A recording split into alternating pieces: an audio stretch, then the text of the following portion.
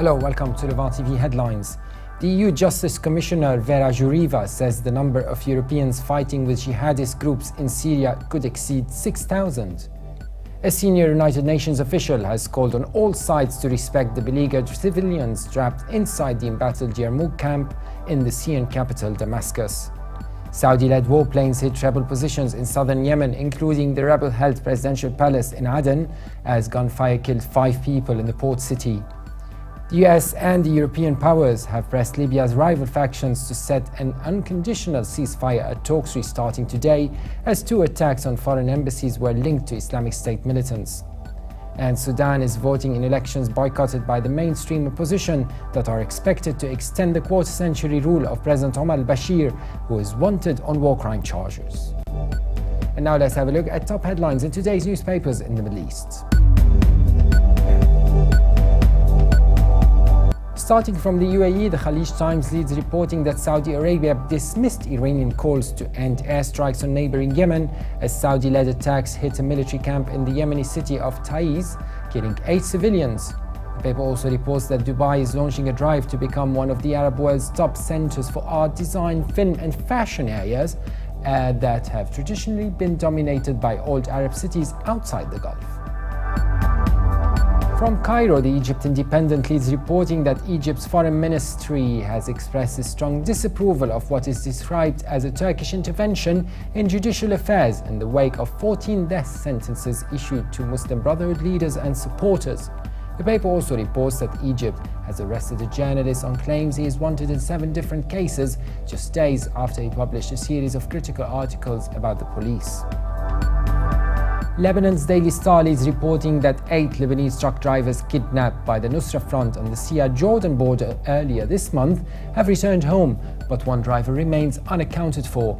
The paper also reports that the Future Movement chief Saad al-Hariri and Progressive Socialist Party leader Walid Jumblat pledged on the 40th anniversary of the Lebanese civil war to help avoid a similar tragedy in the future. And now let's have a look at top Middle East headlines from papers here in London.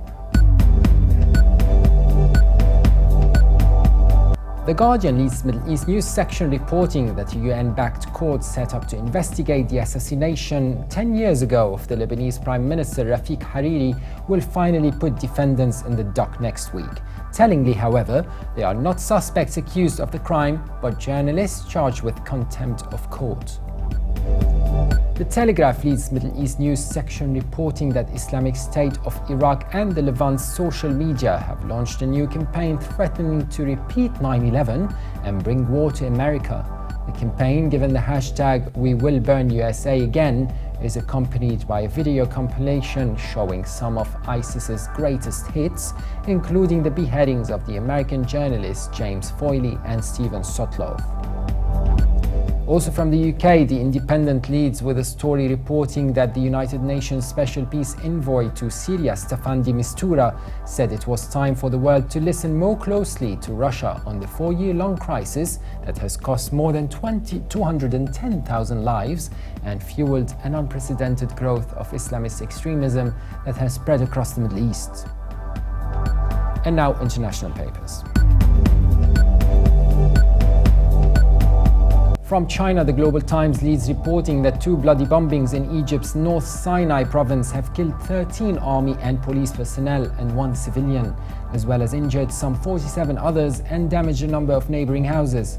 The bombing came a few hours after 6 army soldiers were killed when a roadside bomb in a military zone in North Sinai city of Sheikh Zayed hit an army armored vehicle carrying off-duty soldiers from their camp. And finally, Germany's Deutsche Welle reports that the Islamic State terror group has claimed responsibility for attacks on the South Korean and Moroccan embassies in Libya. The offenses came within hours of each other as the US and Europe demanded a ceasefire. That was it for today. For more updates, please visit levant.tv. Thanks for watching and bye for now.